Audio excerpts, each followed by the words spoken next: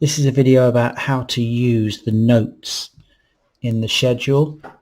So if you ask your account manager at Fresh Milk Software, they will activate the notes for you in your calendar, and you will be able to see this bar across the top that allows you to leave a note for something that's happening that day. It might not be associated with a field team member. It might just be something that you as the administrator want to see and remind yourself. So it's kind of a replacement for an Outlook calendar, if you will.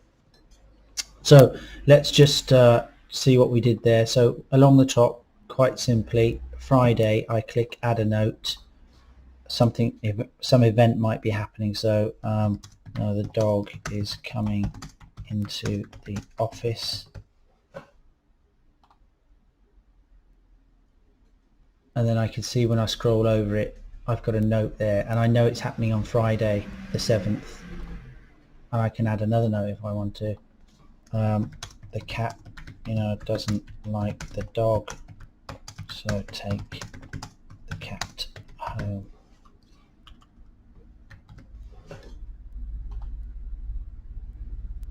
And there I've got another one, and something a bit more sensible might be along the lines of tell Bill to collect the Rotavator from Helen, that type of thing.